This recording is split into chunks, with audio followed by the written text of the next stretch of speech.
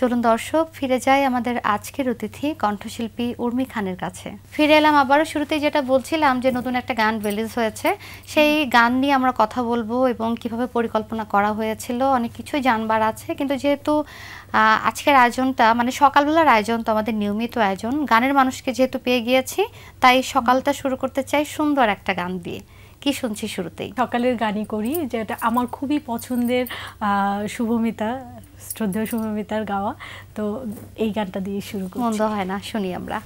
যেভাবে তুমি সকাল দেখো, সূর্য কিন্তু একটাই। যেভাবে তুমি সকাল দেখো, সূর্য কিন্তু একটাই। যত ভাগে ভাগ করো না প্রেম, হৃদয় কিন্তু একটাই। যেভাবে তুমি সকাল দেখো, সূর্য কিন্তু একটাই।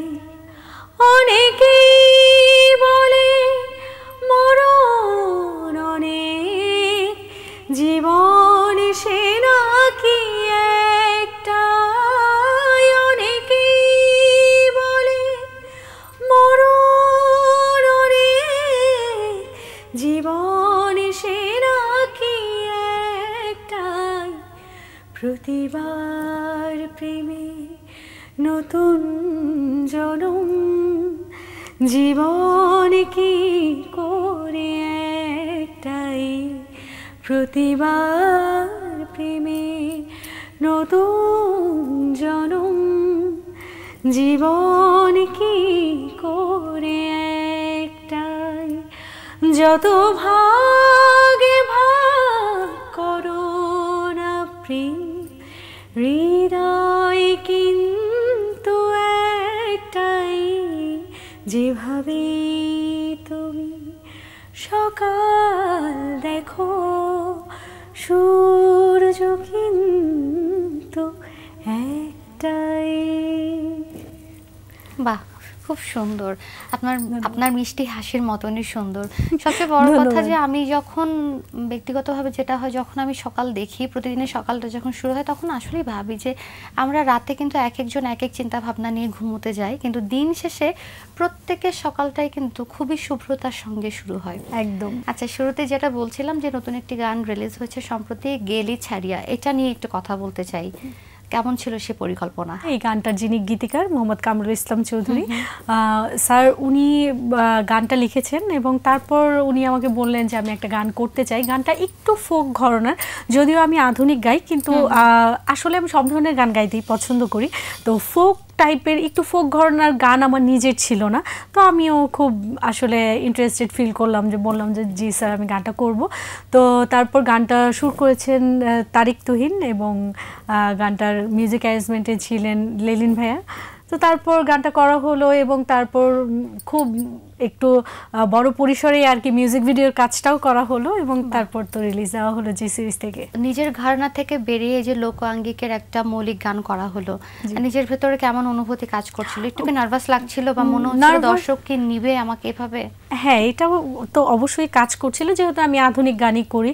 বাট তারপর আমার যে মৌলিক গানগুলো আসলে দেখা যায় স্টেজে অথবা টেলিভিশনে আমি আধুনিক গানই বেশি করি, কিন্তু আমার মৌলিক গানগুলো কেন যেন এক একটা গান এক এক রকম, শুধু আধুনিক আমার করা হয়নি। প্রথম যে আমার মৌলিক গানটা ছিল সেটা একটু রক টাইপের ছিল, তারপর যে আমার অ্যালবামটা ছিল সেখানেও কয়েক ধরনের গান ছিল, এবং এখন যখন ফোকটা করলাম, যেহেতু এটা নিজের গান একটু ফোক ঘরানার, তো তখন আসলে ভালো লেগেছে, একটু ভয় তো কাজ করছিলই, কিন্তু তারপর যখন দেখলাম যে না, যারাই শুনছেন তারাই আমাকে ভালো বলছেন, সাধুবাদ জানাচ্ছেন, তখন ভালো লেগেছে। শিল্পীদের ক্ষেত্রে যেটা হয় যে দর্শকের চাহিদা অনুযায়ী কিন্তু তাদের সব ধরনের গানের প্রতি পারদর্শী হতে হয়। জি। প্রথম মৌলিক গান সম্ভবত যেহেতু রক ঘরানার বলছিলেন, ঘুম পাড়ানি সম্ভবত শিরোনামে ছিল, তাই না? সেই কাজটা করার সুযোগ কিভাবে হয়েছিল? আমি যখন প্রথম একটা গান করতে চাইলাম তো তখন তুষার হাসান ভাইয়া লিখেছিলেন গানটা এবং সুর এবং সঙ্গীত করেছিলেন আমজাদ হোসেন। তো তখন ভাইয়ের সাথে কথা হলো, আমজাদ ভাইকে বললাম যে আমি একটা গান করতে চাই। তো তখন উনি তুষার ভাইয়ের কাছে যখন গানটা নিলেন, গানটা একটু ডিফারেন্ট ছিল যেহেতু আমার প্রথম গান। তো আর তুষার ভাই লিখেছেন, ভাইয়ার তো অনেক জনপ্রিয় অনেকগুলো গান আছে। তো আমিও খুব এক্সাইটেড ছিলাম, ওই গানটারও মিউজিক ভিডিও করে তারপর ওটা রিলিজ করা হয়েছিল। গান এখন কিন্তু মানে শোনার সাথে সাথে, গানে শোনার সাথে সাথে মনে হয় যেন একটু দেখারও একটা ব্যাপার থাকে। প্রথম আপনি সম্প্রতি যে গানটার কথা বলছিলেন গেলি ছাড়িয়া, এটা নাকি মানে অনেক বড় আকারে মিউজিক ভিডিও করা হয়েছে। সেই ক্ষেত্রে আসলে এটা কি অনেক বেশি যুক্তিযুক্ত? মানে আমি অন্য দৃষ্টিকোণ থেকে জানতে চাইছি। অনেকের ক্ষেত্রে হয়তো হয় যে গানটা খুবই সাদামাটা ভাবে রেকর্ড করা হচ্ছে বা হয়তো খুব কম ইনস্ট্রুমেন্ট ব্যবহার করা হয়েছে বা একদম র ভয়েসে গাওয়া হয়েছে, কিন্তু মিউজিক ভিডিওর ক্ষেত্রে দেখা যায় যে অনেক বেশি আয়োজন করে কাজটা করা হয়। মানে এটা আসলে কতটা যুক্তিযুক্ত? বা এটা আমাদের দেশে বিশেষ করে যে এখন সময়টা এমন চলছে যে মানুষ গান শোনার সাথে সাথে দেখতেও চায়। দেখা যায় যে অনেক গান কিন্তু এমন অনেক সুন্দর সুন্দর গান আছে যে গানগুলো আমি নিজেও শুনি, কিন্তু দেখা যায় যে সেই গানগুলো দর্শকের কাছে পৌঁছে গেছে কম, শুধুমাত্র ভিডিওটার জন্য। যে ভিডিও নাই, হয়তো লিরিক্যাল ভিডিও, এই কারণে হয়তো অনেক দর্শক দেখছেন না। তো দর্শকরা এখন আসলে দেখতে চায় বলেই শিল্পীদের বাধ্য হয়েই দেখা যায় যে মিউজিক ভিডিও করতে হয়, দর্শকদের চাহিদার কারণেই করতে হয়। কারণ এখন কিন্তু ইউটিউব ভিত্তিক হয়ে গিয়েছে আমাদের সবকিছু, যে ইউটিউবে গানগুলো রিলিজ দিতে হয়। আগের মতো তো এখন আর ক্যাসেটের সময়টা নেই। তো সেই জন্যই দেখা যায় যে ইউটিউবে সব দর্শকরাই কিন্তু অন্যান্য দেশের যে মিউজিক ভিডিওগুলো দেখছে, সেভাবে তাদের একটা ওই চাহিদাটা তৈরি হয় যে আমাদের দেশের গানগুলো তারা মিউজিক ভিডিও আকারেই দেখতে চায়। সেই কারণেই দেখা যায় যে গানের আসলে অনেক ক্ষেত্রে এখন দেখা যায় যে গানের পেছনে সময়টা না দিয়ে তারা মিউজিক ভিডিওর পেছনে অনেক সময় বেশি সময় দেয়, অথবা বেশি খরচ করে, অথবা বেশি শ্রম দেয়, যেটা আসলে শুধুমাত্র গানের ক্ষেত্রেই শ্রমটা একটু বেশি দেওয়া উচিত বলে আমার মনে হয়। এই মুহূর্তে আমার মনে হয় যে আরো একটা গান হয়ে যাক, যেহেতু গানের একজন মানুষকে পেয়েছে, একদম মিস করতে চায় না সুযোগটা। আচ্ছা, এখন তাহলে আমার নিজের যেই গানটা রিলিজ হলো এই গানটাই করি। হয়ে যাক।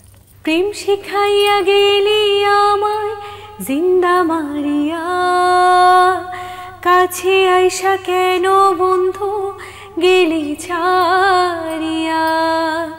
প্রেম শিখাইয়া গেলি আমায় জিন্দা মারিয়া, কাছে আইসা কেন বন্ধু গেলি ছাড়িয়া।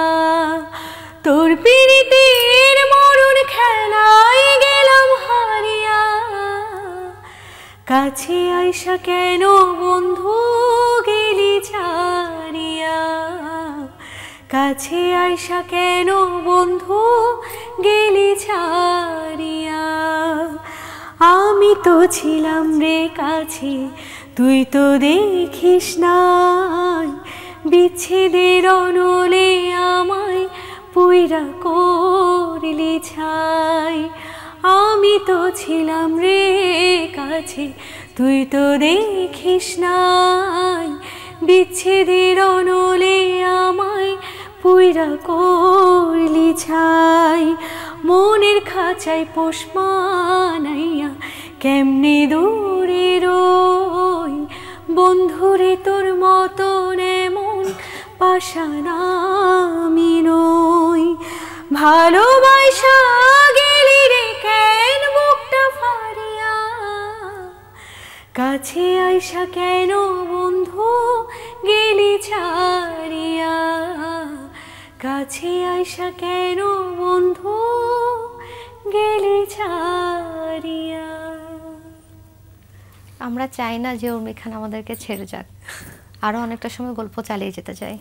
আচ্ছা, উর্মি শিরোনামে অ্যালবামটা নিয়ে একটু কথা হচ্ছিল, যদি বলতেন। যেহেতু আমার প্রথম অ্যালবাম, আমি চাচ্ছিলাম যে মানুষ যেন আমার নামটা চেনে। আর তখনও পর্যন্ত যখন আমার অ্যালবামটা রিলিজ হয়েছে তখনও কিন্তু ইউটিউবে রিলিজ হয়েছে এবং আরও বিভিন্ন প্ল্যাটফর্মে রিলিজ হয়েছিল। যেহেতু অ্যালবামের সময়টা নেই, অ্যালবামের সময়টাতে কিন্তু অনেক সুন্দর সুন্দর নাম দেয়া হতো এবং সেই নামগুলোতেই দর্শকরা অ্যালবামগুলোকে চিনতো, তারপর শিল্পীর নামটা জানতো। তো আমি যখন আমার গানটা রিলিজ রিলিজ করেছি তখন যেহেতু ইউটিউবটাও তখন 2016 সালে যখন রিলিজ হয়েছে, এখন যেমন সবাই ইউটিউব ইউজ করে, তখন কিন্তু ইউটিউবও আর কি ইউজাররা একটু কম ছিল তুলনামূলকভাবে এখনকার চেয়ে। তো সেই জন্য আসলে নিজের নামটা দেওয়া, যেন যেই আমার গানটা শুনবে সেই যেন আমাকে চিনতে পারে, সেই জন্যই। আচ্ছা, গেলি ছাড়িয়ে গানটার ক্ষেত্রে বলা হচ্ছিল যে মিউজিক ভিডিওটা বড় আকারে করা হয়েছে, লোকেশন কোথায় কোথায় ছিল? এটা লোকেশনটা গাজীপুরেই ছিল, গাজীপুরে একটা হাউস নেওয়া হয়েছিল, কিন্তু একটা হাউসে অনেকগুলো লোকেশন ছিল এবং একটা পুরো একটা গল্প আকারে আসলে গানটার যে মিউজিক ভিডিওটা এটা একটা গল্প আকারে তুলে ধরা হয়েছে সবার সামনে। আমাদের উর্মি খান আজকে শিল্পী, তিনি কিন্তু একজন আর্টিস্টও। আচ্ছা, ছোটবেলা থেকে কি আর্টের প্রতি ভালোবাসা ছিল? আর্ট বলতে মেহেদি আর্টটা, যেহেতু আমি কাজ করি মেহেদি নিয়ে, তো এটা আসলে আমার ছোটবেলা থেকে খুবই খুবই পছন্দের একটা কাজ। তো আমি নিজের হাতে যেমন মেহেদি দিতে খুব পছন্দ করি, অন্যদের হাতেও দিয়ে দিতে খুব পছন্দ করতাম ছোটবেলা থেকেই। তো দেখা যেত যে ঈদের আগে ব্যস্ততা অনেক থাকতো, যে সবাইকে দিয়ে দিতাম, এবং আমার খুশি এটা ছিল যে সকালে, ঈদের সকালে আমি দেখব সবার হাতে আমার মেহেদি। তো এটা শখ করেই করতাম।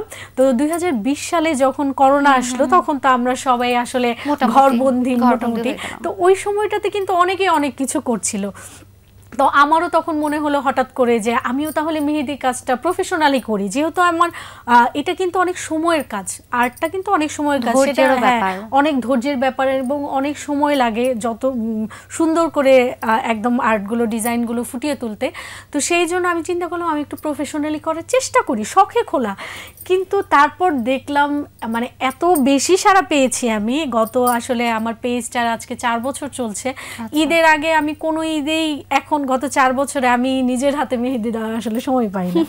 কিন্তু তারপরেও আমার ভালো লাগে যখন আমি অনেক অনেক ছবি দেখি অন্যদের হাতে আমার মেহেদি দেওয়াটা, তখন খুব ভালো লাগে। পাশাপাশি তো যেহেতু একজন গানের মানুষ, স্টেজ শো নিয়েও তো অনেক বেশি ব্যস্ত থাকা হয়, তাই না? ইদানিং তো অনেক ব্যস্ততা যাচ্ছে। একদম একদম।